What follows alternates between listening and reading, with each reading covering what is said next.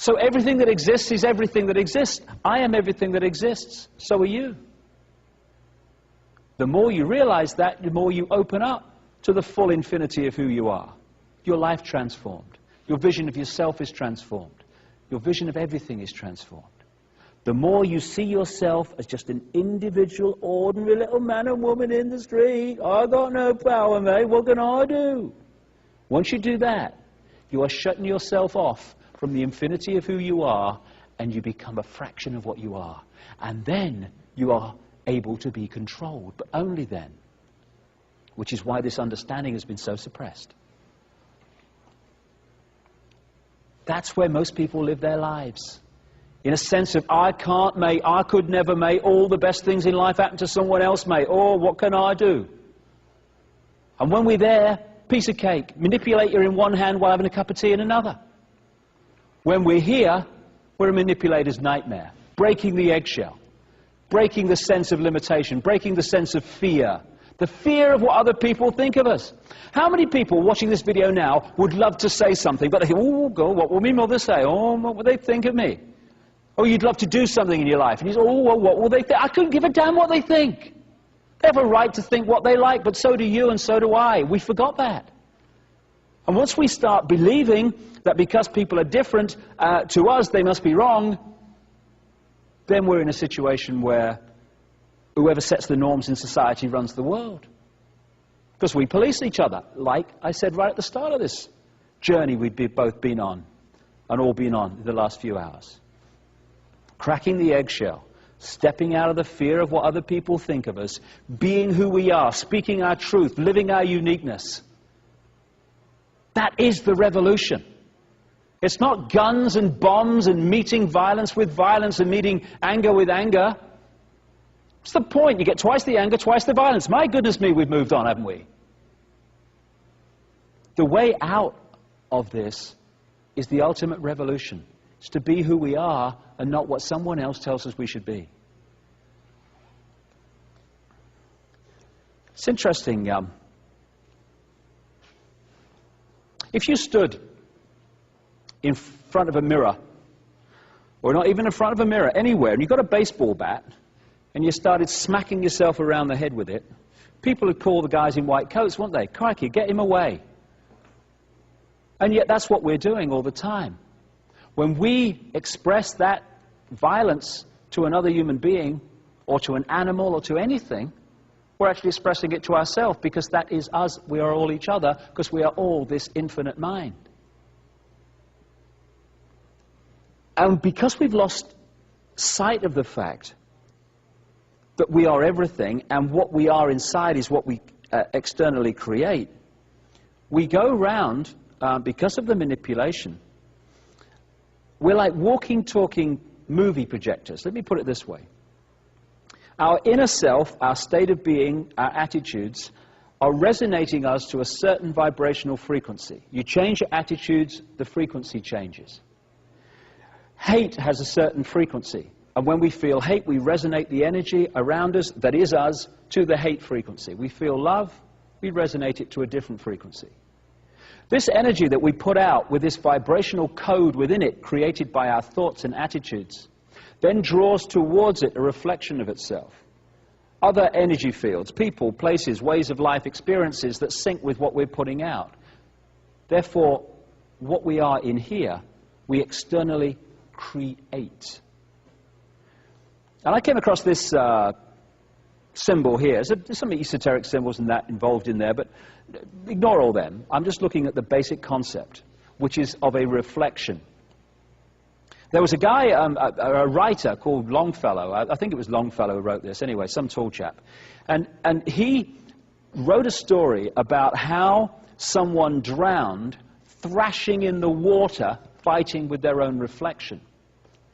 And again, if you saw someone next to the river doing that, you'd call the white coats. They'd be on call all day, wouldn't they? But that's what we do, all of us, all the time. We seek to change what we've created by thrashing at the reflection instead of looking at what's creating it. So when things are happening in our lives we don't like, and we're drawing people into our lives we don't like, and we're drawing experiences we don't like, instead of saying, why am I drawing these in? What is it about me that's creating this? What is it I'm putting out that's drawing this reflection in that I don't like? This pain in the arse is giving me a hard time. Instead of taking that power back and responsibility for what we create in our lives, we look out there for it. Boom, boom, boom. And we're encouraged to. And so we're in a situation where we're looking at the reflection, trying to change what's going on, when we need to change what is being reflected. You know, if you're standing next to a river and you see a reflection of yourself and you don't like it very much, you can throw stones at it, you can cuss it, you can kick it, you can jump in and thrash around. All that external thing, which we do in our lives all the time. You're responsible, it's your fault, I'm in this position, out there, out there, out there, externalizing responsibility. But once all that thrashing around is finished in the river, and once you've thrown all those stones in, everything settles down again, and exactly the same reflection is being reflected as was before, because the reflection is merely, literally, a mirror of what is being reflected. We change inside, we change out here. This is the thing that we've been pressured, encouraged not to understand. Evolution's very, very simple. Very simple. Goes in this sequence. Experience, learn from the experience, evolve as a result of the experience. If at stage one, we're putting out energy, reflecting our state of being, and we draw in a certain experience as a result, person, place, whatever. If at the point where we don't like the experience, we are blaming everyone else out here. It's your fault, it was Ethel in 1963, it was me mother, it's me colour, it's me sexuality. What is pulling that experience in is not changing, because we're blaming everyone else for it. So what happens is, because what's going out hasn't changed, what comes back doesn't change, and we hit these cycles in our lives, and we've all had them, and all still have them, where the same things keep getting repeated. We pull in the same type of person we have a relationship with. We pull in the same situation in work. Nothing ever works in our lives. And yet, when you look at that, what that is evolutionary just running on the spot. We're not moving because we're not changing what's creating what we don't like. So it goes on and on and on. Once we take responsibility back and stop looking out here to change what's going on and look at what's reflected out there, then in the same situation we say, hold on a minute, why have I pulled this experience in? What is there to learn? What is it about me that's done this? Okay, got it.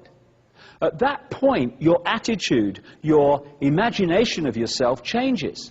When that changes, what you resonate out changes, so you start pulling in different experiences that reflect the new vibration you're putting out and not the old one. And when you kind of get into this mode of taking responsibility back, suddenly things dramatically change. And you can evolve ever so quickly. You pull in an experience. Oh, right, what is there to learn from this? Okay, got it. Change vibration, evolve. Pull in a different experience. What is there to learn from it? Got it. Change vibration, evolve. And you can move along so quickly in evolutionary terms once you start to open up to that. As more and more people on this planet are, as this cycle of change unfolds. Or you can stand here forevermore blaming every bugger else for things that you're creating and we're all creating. And that's an option too, but not a very good one. So what we put out is what we get back. We are in control of our lives. No one else. We've just kidded that we're not. For instance, I hear people, you must have heard this, where people go, nothing ever happens in my life. It's so boring. It's so boring, my life. Nothing ever happens. Everything I try, nothing kind of works, you know. And then you say to them, well, what do you want to do with your life? And they go, I don't know, really. Don't know, never thought about it. Now, I don't know, really, is actually a state of mind. Therefore, it is a vibrational frequency, and I don't know really goes out, and I don't know really comes in. Nothing ever works, because I don't know, really. If we can just focus on what we want to achieve and go with the intent, the most powerful thing we can do. What's our intent? What's our focus? This is what I want to do with my life. That intent goes out as a vibrational frequency, and it will always bring towards us experiences and challenges that lead us to achieve what we want to achieve. That's where most people give up. They say, oh yeah, I want to do this, I want to do that, I want to do the other, that's my intent, and the intent then draws towards us what we need to do to achieve that intent, and when it gets a bit challenging, we go, oh, God, well, I'd like to do it, mate, but not that badly, thank you very much. And we're out of the game. So if we want to be free, and we want the world to be free, that's what our intent needs to be.